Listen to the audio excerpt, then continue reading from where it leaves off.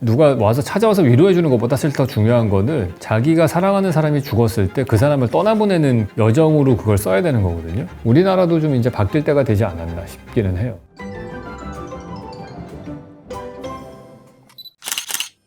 네, 안녕하세요, 왓슨 여러분. 이번 시간에는 납골당에 대해서 좀 이야기를 해보려고 합니다.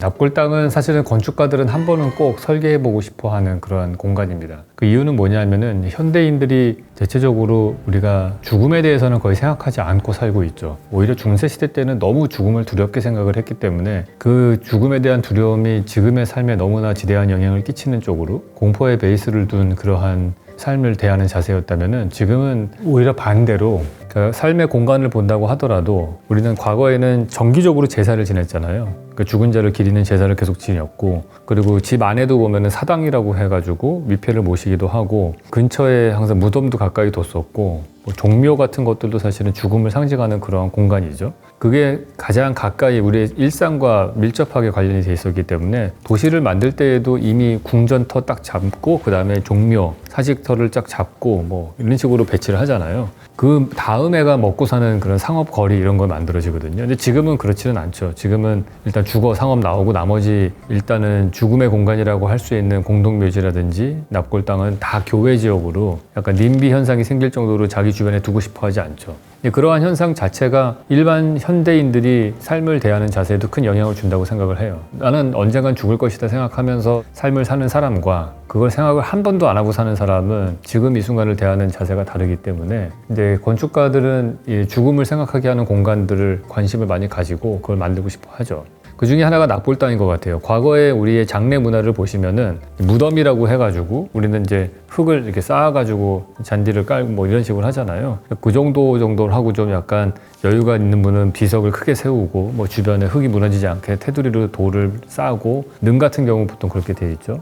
그 정도로 생각을 했고, 한 사람이 죽은 다음에 차지하는 면적이 일반인 같은 경우에도 몇 평은 됐단 말이에요. 왜냐면 지천에 깔린 게 공간이니까. 뭐 그 당시에는 선산 같은 데가 하나 있으면 거기다 이렇게 대충 묘를 배치하면 됐었는데, 인구가 계속 늘어나고 무덤은 계속 누적되고 지금같이 공간이 부족한 세상이 되니까 사실은 이제 한 사람이 죽은 다음에 쓰는 면적도 줄어드는 거죠. 이제 더 나아가면은 딴 데서도 얘기한 게 사람들이 돈이 여유가 많을수록 오프라인 공간에서 보내는 시간이 많아지고 적을수록 온라인 공간에서 보내는 시간이 많다, 그 얘기를 했잖아요. 이제 앞으로는 이 장묘 문화 같은 경우도 점점 더 가다 보면은 하나의 납골당보다는 이제 디지털로 메모리를 해서 가상 공간 안에서 AI로 만날 수 있는 그러한 문화로 가겠죠. 이미 그런 서비스가 있잖아요. 예전에 전원일기에 나오시는 응삼이, 그분 한번 제가 테스트로 한 걸 봤거든요. 그러니까 그 사람의 모든 말하는 것과 표정과 사진들을 다 입력을 하면은 딥페이크 기술로 다 나와요. 그래서 진짜 그 사람이 말하는 것처럼 되고, 대사들도 그 사람이 할 법한 대사를 하게 하는 그런 것들이 기술이 다 됩니다. 그래서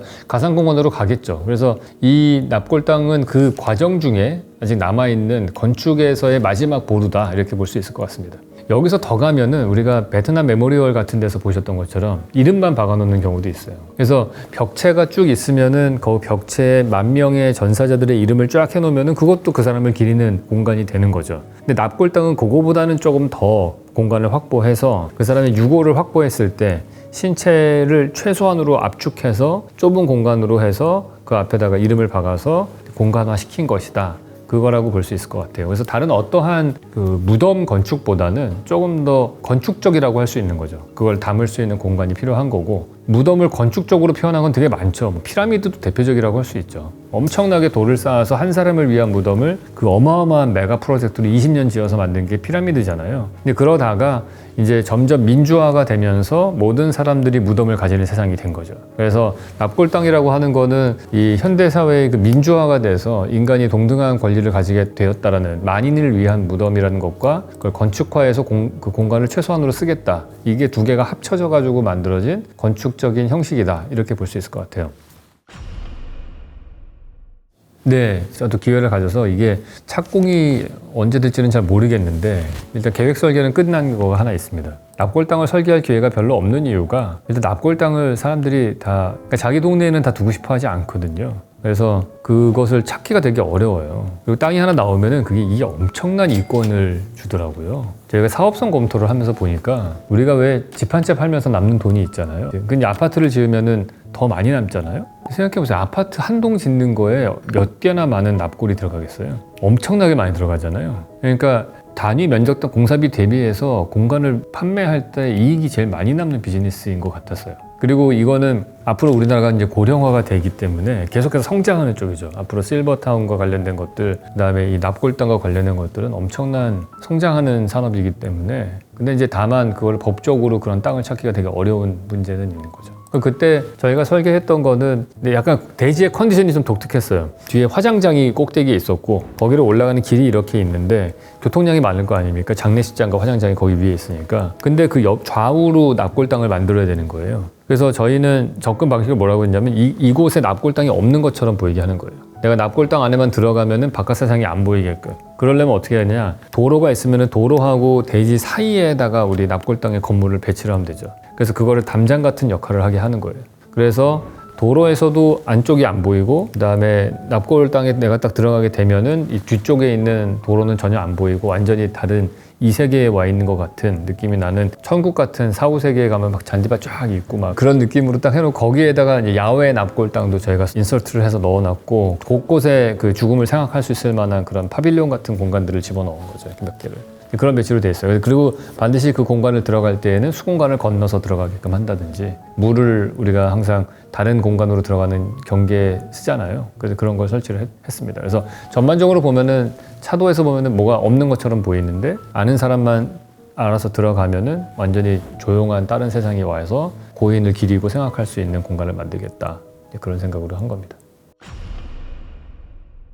그 대가들의 납골당 및 묘지를 저희 제작진에서 좀 골라갖고 왔는데, 이게 나올 줄 알았어요. 엘네케 미랄리스라는 건축가가 스페인 건축가죠. 근데 그분이 대표작은 사실은 저는 이거라고 봐요. 이 이구알라다 묘지. 이게 납골당인데, 이분의 건축의 특징이 잘 보이는 게 이 지형을 따라서 약간 자연스러운 이분 특유의 곡선이 좀 있어요. 자디드의 곡선과는 좀 다릅니다. 직선이 있다가 곡선이 있고, 직선이 있다가 곡선이 있고, 뭐 이런 느낌이거든요. 그래서 그러한 힘 있는 곡선을 이 사람은 쓰시는데, 야외로 되어 있으니까 여기는 보시는 것처럼 이렇게 정사각형처럼 인면에 돌로 되어 있고, 거기에 뭐 십자가나 성모상이 있고 막 이렇게 다 있잖아요. 근데 여기 보시면은 위에가 콘크리트 처마가 이렇게 나와 있어요. 그러니까 뭐 여기가 우리나라처럼 비가 많이 오는 지역은 아니지만은, 이게 그냥 햇빛에 노출된다기보다는 그래도 비가 오면은 그걸 가릴 수 있는 그러한 처마 공간들이 쭉 있고, 이거는 전형적으로 이제 콘타 라인이 생기지 않습니까? 경사지가 생기면은 콘타, 그 등고선 라인이 생기고, 우리가 사람을 걸어 다니려면은 우리가 다랭이 논 같이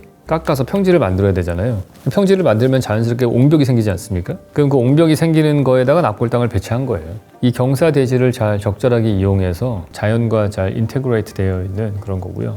카제노오카 화장터라고 후미히토 마키가 97년도에 완성한 곳이네요. 저는 처음 보는데, 제가 볼 때는 납골당을 설계할 때는 이제 벽을 잘 만들어야 되는 것 같기는 해요. 벽이라고 하는 공간이 되게 A와 B라는 공간을 구분하는 공간이잖아요. 그래서 최초의 납골당과 비슷한 장례식을 하는 공간이 괭베클리 테페예요. 그 기원전 8,500년경에 만들어진 인류 역사상 가장 오래된 건축물로 지금 유적으로 남아있는 거거든요. 그러니까 인류 최초의 건축물은 사실은 납골당과도 같은 장례를 치르는 건축물이었다, 이렇게 볼 수 있어요. 거기서가 사실은 이게 구분이 되는 거예요. 인간과 동물의 구분이. 건축이라고 하는 거는 누구나 다 짓잖아요. 누구나라 하면 여기서 동물들과 곤충들 다 지어요. 그러니까 이런 모든 동물들도 자기의 보금자리는 다 만든단 말이죠. 그러니까 인간이 보금자리를 집을 짓고 산다는 거는 그냥 다른 동물이 하는 걸 똑같이 하는 거예요, 그냥. 근데 인간이 다른 동물과 다르게 건축을 한다라고 할 수 있는 거는 살기 위한 목적이 아닌 다른 목적의 건축을 할 때부터거든요. 근데 그 구분점이 제가 볼 때는 죽음을 위한 건축을 할 때부터다 생각이 들어요. 그 첫 번째 사례로 저는 보는 거가 그 알타미라 동굴 벽화 같은 거라고 봅니다. 그러니까 건축물을 크게 만들 수는 없으니까 실내 공간이라고 하는 그 공간을 그림을 통해서 다른 공간으로 바꾸는 작업을 한 거죠. 그것도 일종의 건축적인 작업인 거죠. 그냥 실내 공간인데 거기다가 벽화를 그려서 다른 죽음을 기리는 공간, 성스러운 공간으로 만든 거죠. 근데 그 다음에 이제 동굴을 벗어나서 따뜻해진 날씨에 건축을 더 적극적으로 하기 시작을 해요. 그때 나타난 게 이 괭베클리 테페예요. 그러니까 괭베클리 테페 사진을 보면은 동그랗게 되는 그 원형의 벽이 두 겹으로 쌓여져 있거든요. 그러니까 벽을 통해서 바깥의 일반적인 세상과 그 내부 공간을 구분을 하는 거예요. 그래서 이 납골당이든 묘지 건축을 할 때는 벽을 잘 써야 됩니다. 여기서 보시는 것처럼 이 막기 같은 경우에는 이런 벽으로 된 구획된 공간으로 만들어서 자연의 풍경을 바라보고 이런 것들이 아니죠. 내부 지향적인 공간을 만든 걸 볼 수가 있어요. 창문을 뚫어서 햇빛을 갖고 오고 싶어도 밑에만 이렇게 창문을 뚫어가지고 바깥 풍경을 바라보는, 예를 들어서 똑같은 예배당이지만은 안도 다다오가 설계한 바람의 교회 같은 걸 보시면은 창문 엄청나게 크게 뚫어가지고 십자가로 딱 창틀을 만들고 바깥에 정원을 보게 돼 있거든요. 근데 여기는 벽으로 딱 처리를 하고 밑에만 이렇게 딱 슬릿처럼 열어져서 풍경은 보지 말고 빛만 들어오게 한다. 그러한 의지가 딱 보이는 거죠. 다음은 브리온 묘지입니다. 칼로스 카르파가 설계한 1979년도 작품인데 이게 건축가들이 최고의 납골당이라고 극찬을 하는 것 중에 하나예요. 제가 보기에는 스톡홀름인가요? 거기 있는 그 군나 아스플런트가 설계한 그 묘지하고 이 두 개가 아주 최고로 치는 그런 건축이거든요. 근데 이 작품은 요즘에 최근에 유명해진 거가 이 브리온 묘지가 너무 유명해서 사람들이 다 촬영지로 쓰고 싶어 했는데 이게 어떤 한 패밀리의 묘지예요. 가족 공동 묘지 같은 거예요. 근데 엄청 잘 사는 집일 거 아니에요. 그래서 촬영지로 허락을 안 해준 거죠. 그런데 최근에 그 듄 속편에 보면은 거기에 공주가 이렇게 딱 혼자 생각하는 뭐 이런 장면이 있어요. 아빠랑 얘기하고 뭐 이런 그 공간이 여기예요. 그래서 아마 영화 속에 처음으로 나왔다. 그래서 유명해졌죠. 제가 제대로 기억하는지는 모르겠으나 이 굿나 어스플랜트의 숲의 묘지인가요? 우드랜드 세미터리라고 하거든요. 이거를 영어로는 되게 의미를 뒀던 것 중에 하나가 우리가 죽은 자와 산 자를 구분하는 그 경계, 이미 이제 목숨이 끊어지면 의사 선생님이 돌아가셨습니다 얘기를 딱 하잖아요. 근데 이제 그때부터 죽은 자와 산 자로 구분이 되지만은 사람들이 자기의 가족이나 그 사랑하는 사람이 세상을 떠날 때 제일 오열하는 포인트가 어디냐면은 그 화장하러 그 들어갈 때래요. 이제 그거가 들어갔을 때부터가 완전 불이 딱 켜지고 할 때 그때가 제일 거기서 많이 슬프다고 얘기를 하더라고요. 여기는 그거를 되게 처리를 잘한 건물로 알고 있어요. 채플 같은 게 있고 들판에 십자가가 딱 놓여져 있고 그 화장터로 가는 데에 사람들이 따라 들어가서 그걸 넣고서 연기가 나올 거 아닙니까? 그러면 그 연기를 뭐 바라보는 관점이라든지 뭐 이런 것들이 하나의 영화처럼 이렇게 시퀀스가 돼 있는 거예요. 저는 우리나라 장례식 문화는 좀 바뀌어야 된다고 생각을 해요. 항상 누가 돌아가시고 나면은 병원에 있는 장례식장을 가잖아요. 사실은 우리가 그걸 냉정하게 생각을 해보면은 돌아가신 분을 사망 선고를 하고서 이분은 냉장고에 들어가 있고 우리는 사진만 보고서 거기서 그 얘기하고 앞에서 육개장 하나 먹고 친구들 만난 다음에 그다음에 오는 거잖아요. 장례식의 문화라는 거가. 그러면서 가족들은 3일째 그 시신을 그때 냉장고에서 꺼내가지고 들고서 가서 묘지에 모신다든지 아니면 화장을 하러 간단 말이에요. 돌아가신 분을 누가 와서 찾아와서 위로해 주는 것보다 사실 더 중요한 거는 자기가 사랑하는 사람이 죽었을 때 그 사람을 떠나보내는 그 여정으로 그걸 써야 되는 거거든요.